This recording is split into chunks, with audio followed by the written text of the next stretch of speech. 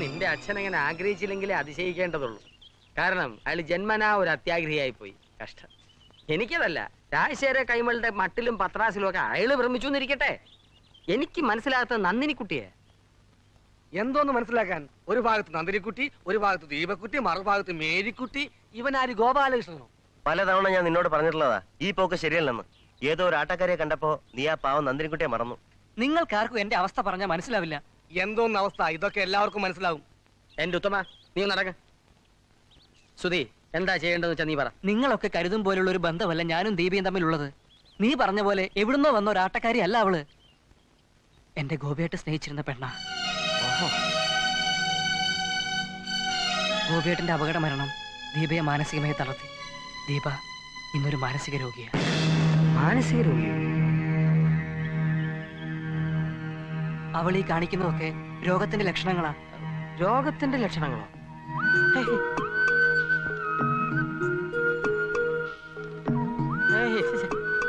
ഞാനത് വിശ്വസിക്കുന്നില്ല. ആ കുട്ടിക്ക് യാതൊരു അസുഖവും ഇല്ല. വിശ്വസിക്കണം.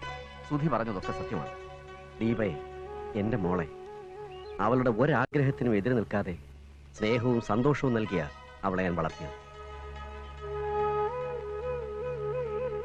ഞങ്ങളുടെ ആ ചെറിയ ലോകത്തിലേക്ക് അതിഥിയായി കടന്നു വന്ന ഗോപികൃഷ്ണൻ ഞങ്ങളുടെ എല്ലാമായി തീർന്നു. जिसको तुम ढूंढा है फर्स्ट क्लास है, गाना बहुत अच्छा है।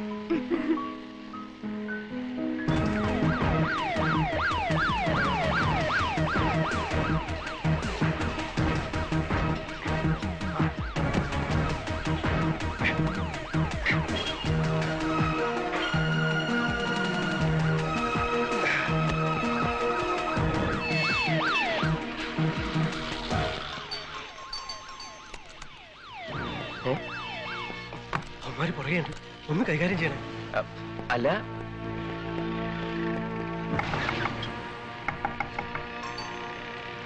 साले चोर, सुबह का बच्चा कहाँ है? अभी तक हमारे साथ है। बोलो साले।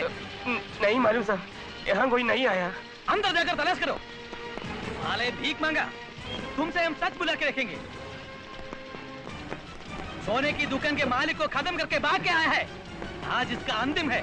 साहब पूरा तलाश किया, वो इधर नहीं है साहब। जल्दी जल्दी चलो। Find him.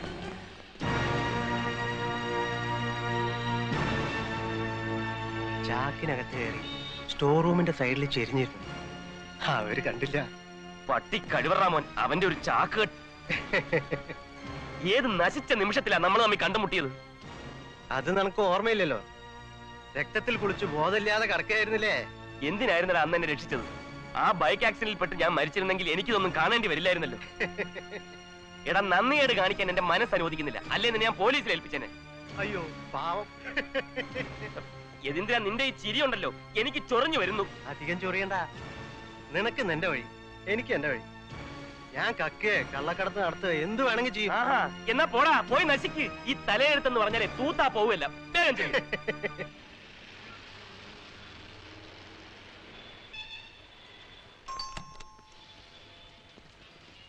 यदींद्र साहब, जल्दी बुलाओ। जल्दी।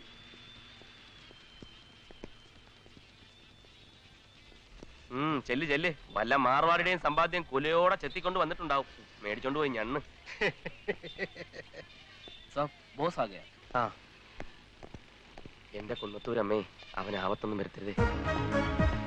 वो 11 बजे बीच में आएगा। काला चश्मा और सफेद दस्ताने पहन की एक नीकरो, एक काला भूत जैसा। बाकी हम जैसे बोला विक्रम। भला हो। Thank you sir. ഇവനൊന്നും ഒരു കാലത്ത് നന്നാവില്ല.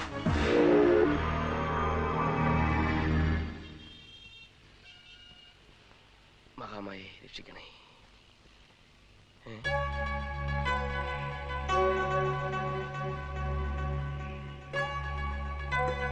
ഇതെന്തോന്നാ? ശംഖ്, സ്വർണ്ണ ശംഖ്. അതെനിക്ക് മനസ്സിലായി. ഞാൻ ചോദിച്ച ഇതെങ്ങനെ ഇവിടെ വന്നു? ഏത് ക്ഷേത്രത്തിലേടാ ഇത്? ആവശ്യമില്ലാത്ത കാര്യങ്ങളൊക്കെ നീ എന്തിനാ അന്വേഷിക്കുന്നത്? ഇതിന്റെ ചരിത്രവും ഭൂമിശാസ്ത്രവും ഒന്നും എനിക്കറിയില്ല. ഓസ് ഇന്നലെ വിൽക്കാൻ തന്ന കൂട്ടത്തുനിന്ന് ഞാൻ അടിച്ചു മാറ്റിയ. 1 കിലോ കാണും, അല്ലേ? ദൈവത്തിന് നിരക്കാത്ത നീ കാണിക്കരുത്. ഓ പിന്നെ ദൈവത്തിന് നിരക്കായിക. ജീവൻ പണയം വെച്ചുള്ള കളിയാ. അതിന് തക്ക പ്രതിഫലമൊന്നും അയാൾ തരുന്നില്ല. പിന്നെ ഇവനൊക്കെ ഏത് സമയവും നിറമാറാം. എപ്പോ വേണമെങ്കിലും എന്നെ പറിച്ചെറിയാം. അതുകൊണ്ട് എന്റെ ഗോപികൃഷ്ണ, 50 ലക്ഷം അയാൾക്ക് കിട്ടുമ്പോ 5 ലക്ഷം ഞാൻ എടുക്കും. അതിലെന്താ തെറ്റ്? എടാ, ഈ ശംഖ് ഏതെങ്കിലും മഹാക്ഷേത്രത്തിലെ പൂജാദ്രവ്യമായിരിക്കും. ഇത് കാണാത്തതിന്റെ പേരിൽ ഒരു സമൂഹം മുഴുവൻ ദുഃഖിക്കുന്നുണ്ടാവും. എന്തെല്ലാം അനർത്ഥങ്ങൾ ഇതുമൂലം ഉണ്ടാവും നിനക്കറിയോ? ചിലപ്പോ ഒരു നഗരം മുഴുവൻ വർഗീയ ലഹളയിൽ കത്തി അമരുകയാവും. യതീന്ദ്ര, ദൈവത്തിനോടുള്ള കളി നിനക്ക് നല്ലതിനല്ല. നീ ഇത് തിരികെ ഏൽപ്പിക്കാൻ നോക്ക്. നല്ല കളിയായി. ഇത് മോഷ്ടിക്കാൻ പെട്ടതിന്റെ പാട് എനിക്കല്ലേ അറിയൂ. അതേടാ, പാട് തന്നെയാ. ഞങ്ങളുടെയൊക്കെ വിശ്വാസത്തിന്റെ കാവല്ലാടാ കോടിക്കണക്കിന്റെ ഈ സ്വത്തുക്കളൊക്കെ ക്ഷേത്രത്തിൽ സൂക്ഷിച്ചിരിക്കുന്നത്. എന്തോന്ന് വിശ്വാസം, എന്തോന്ന് ദൈവം. എടാ, കൺമുമ്പ് കാണാത്തൊന്നും വിശ്വസിക്കരുത്. നീ ദൈവത്തെ കണ്ടിട്ടുണ്ടോ? ഉണ്ടടാ. എന്റെ കുന്നത്തൂരമ്മ എപ്പോഴും എന്റെ കൂടെ ഉണ്ട്. നിനക്കറിയോ, അമ്മയുടെ വിലമതിക്കാനാവാത്ത മണിച്ചിലങ്ക നാട്ടുകാരുടെ വിശ്വാസത്തിന്റെ മാത്രം സംരക്ഷണത്തിലാ നൂറ്റാണ്ടുകളായി ക്ഷേത്രത്തിൽ സൂക്ഷിച്ചിരിക്കുന്നത്. അതെന്താ ആരും എടുത്തോണ്ട് പോകാത്തത്, മോഷ്ടിക്കാത്തത്? നീയൊക്കെ 100 ജന്മം തപസ്സിരുന്നാലും അതിലൊന്ന് തൊടാൻ പോലും പറ്റില്ലടാ. ഞങ്ങളുടെ ഗ്രാമത്തിന്റെ ചൈതന്യമാണത്. ഞങ്ങളുടെയൊക്കെ രക്ഷയാണത്, ജീവനാണത്. അതുപോലെ ദിവ്യമായ ഏതോ ക്ഷേത്രത്തിലെ ശങ്കാണിത്. ഇത് തിരികെ എത്തിക്കുന്ന യതീന്ദ്ര നിനക്ക് നല്ലത്. ദിവ്യമായ ശംഖ്, അതിലും ദിവ്യമായ മണിച്ചിലങ്ക. യതീന്ദ്രനെ കുറച്ചു ദിവസങ്ങളായി ബോംബെയിലെങ്ങും കാണുന്നില്ലെന്ന് പറഞ്ഞ് വിഷമിച്ചെത്തിയ ഗോപികൃഷ്ണനെ ഞാൻ ആശ്വസിപ്പിച്ചയച്ചു. ഏറെ വൈകും മുമ്പ് യതീന്ദ്രൻ മടങ്ങിയെത്തി. നീ പറഞ്ഞപ്പോഴൊന്നും ഇത് ഇത്ര ഗംഭീരമായിരിക്കുമെന്ന് ഞാൻ കരുതിയില്ല. ഈ മണിച്ചിലങ്ക ബോസിന് ഭയങ്കരമായിട്ട് ഇഷ്ടപ്പെട്ടു. ആ പിന്നെ കച്ചവടം ഉറപ്പിച്ചു. യൂറോപ്പിൽ നിന്ന് വന്ന സായിപ്പിന് ഇത് കൂടിയേ തീരൂ. ആ, യൂറോപ്പിലേക്ക് കപ്പൽ കയറുന്നതിന് മുമ്പ് നിന്നെ ഒന്ന് കാണിച്ചില്ലെങ്കിൽ കഷ്ടമല്ലേ? ഒന്ന് തൊട്ട് പണിക്കോ.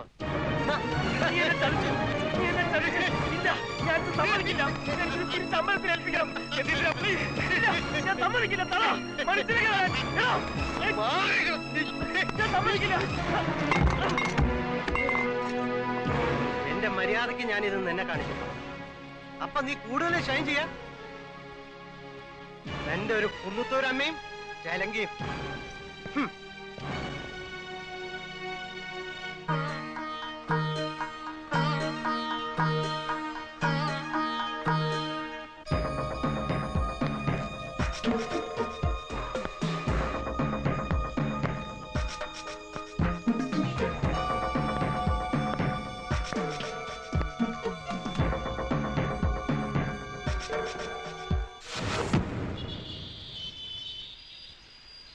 ചതിച്ചു.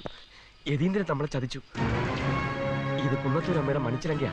നഷ്ടപ്പെടരുത്. എങ്ങനെയും ഇത് കുന്നത്തൂർ എത്തിക്കണം. എത്രയും പെട്ടെന്ന് ഇതുമായി ഇവിടുന്ന് രക്ഷപ്പെടണം. ഞാൻ പുറകെ വന്നോളാം. ശരി.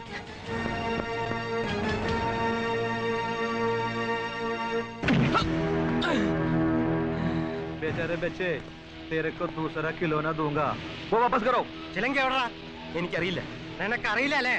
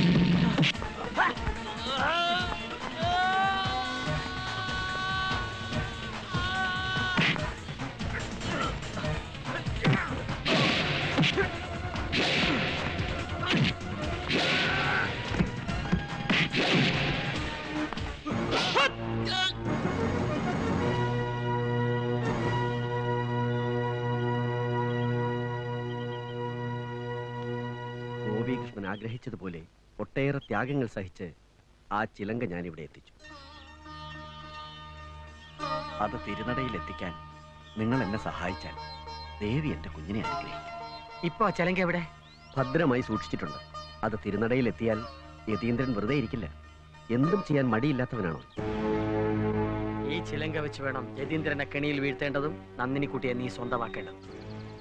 അതുകൊണ്ട് ഇനിയുള്ള ഓരോ ചുവടുവയ്പും വളരെ കരുതലോടുകൂടി വേണം.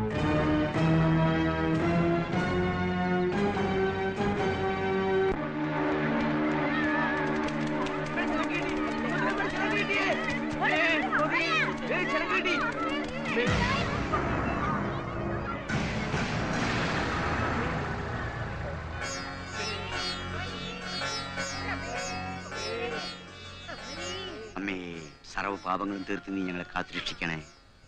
വെളിച്ചപ്പാടിനെ വിളിച്ചോളൂ. തിരുനടയിൽ ഏറ്റുന്നതിന് മുമ്പായി ശുദ്ധികലശവും പൂജകളും നടത്തണ്ടേ? അതുവരെ ചിലങ്ക സൂക്ഷിക്കുന്ന ഉത്തരവാദിത്വം കമ്മിറ്റിക്കാരേറ്റെടുക്കണം. അങ്ങനെയെങ്കിൽ ആ ചുമതല പ്രസിഡന്റിനുള്ളതാണ്.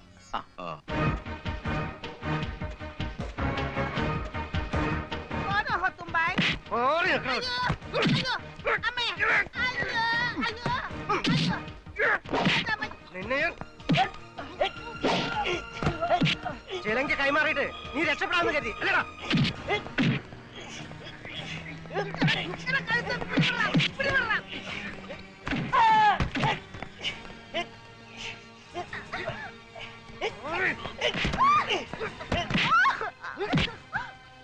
എന്റെ ഒരു കാമുകനും സെന്റിമെന്റ്സും ചിലങ്ക തിരിച്ചേൽപ്പിച്ച ചത്തുപോയ എന്നിട്ട് ഗോപികൃഷ്ണൻ തിരിച്ചു വരുമെന്ന് കരുതോടി. കൊല്ലടാ, കൊല്ല്, ഞങ്ങളെല്ലാം കൊല്ല്. ഏതെല്ലാം വേഷം കെട്ടി എന്തൊക്കെ കളി കളിച്ചാലും നിന്റെ ഉദ്ദേശം നടക്കില്ലടാ. കൊല്ലും, എല്ലാറ്റിനെയും കൊല്ലും. ചിലങ്ക കിട്ടിയില്ലെങ്കിൽ നിന്നെയൊക്കെ ഇഞ്ചിഞ്ചായി അരിയും ഞാൻ. എന്നെ കൊലക്കി കൊടുത്തിട്ട് ജീവിക്കാമെന്ന് കരുതിയോ?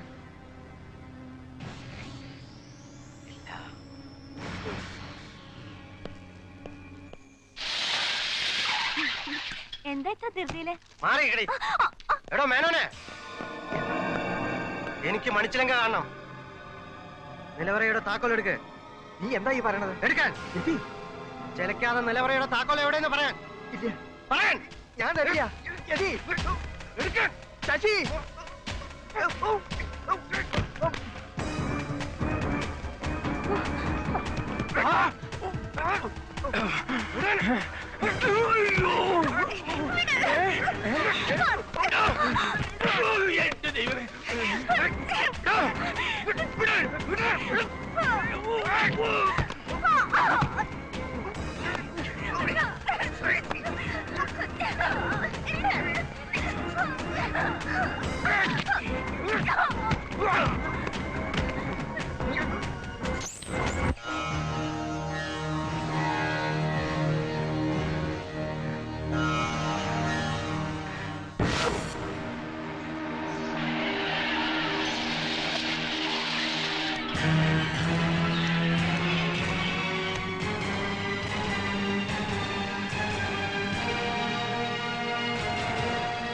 ഞങ്ങളെയൊക്കെ വിഡ്ഢികളാക്കിയിട്ട് മണിച്ചിലങ്കയും കൊണ്ട് കടന്നു കളയാമെന്ന് കരുതി അല്ലടാ. ഗോപിയേട്ടനെ കൊന്നിട്ട് നീ ഇവിടെ വന്ന് നാടൻ കളിക്കുന്നതാ. മണിച്ചിലങ്ക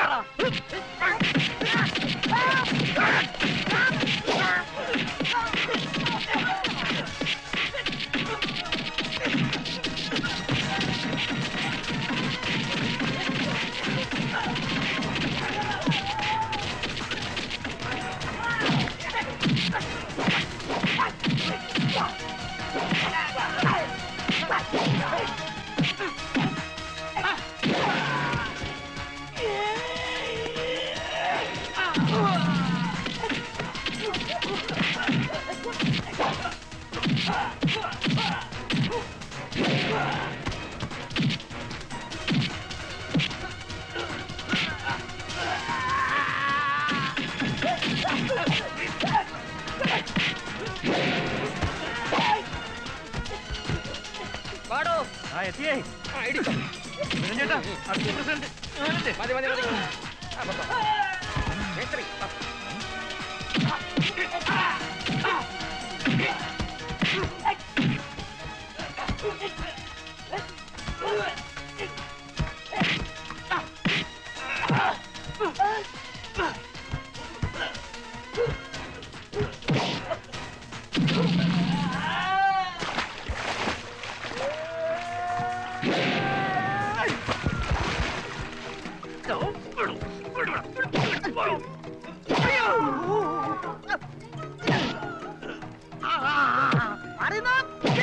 ശാസ്ത്രി എന്റെ രാഷ്ട്രീയ ഭാവിക്ക് വേണ്ടി അടുത്ത് വാടോ.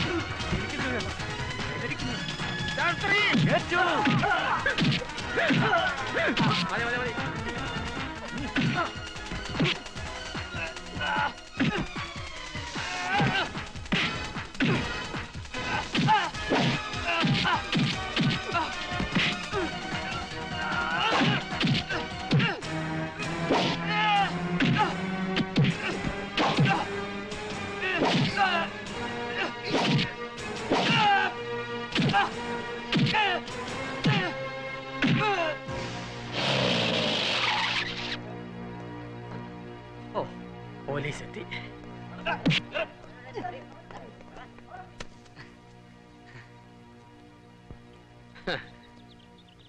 ഇപ്പോഴെങ്കിലും ഈ ജവഹരക്കുറിപ്പിനെ ശരിക്കും മനസ്സിലായി കാണുമല്ലോ ഇല്ലേ? ഒഫീഷ്യൽ ഫോർമാലിറ്റീസിന് വേണ്ടി ഒരിക്കൽ കൂടി നിങ്ങൾ സ്റ്റേഷനിലേക്ക് വരേണ്ടി വരും. തീർച്ചയായും വരണമല്ലോ. കുന്നത്തൂർ നിവാസികളുടെയും അവരുടെ സ്വന്തം പ്രസിഡന്റായ ജവഹരക്കുറിപ്പിന്റെ കഴിവും ബുദ്ധിശക്തിയും അവശേഷിക്കുന്ന സങ്കീർണങ്ങളായ കേസുകൾക്ക് തുമ്പുണ്ടാക്കാൻ വേണ്ടി വിനിയോഗിക്കുമെന്ന് ഇതിനാൽ പ്രതിജ്ഞ ചെയ്യുന്നു.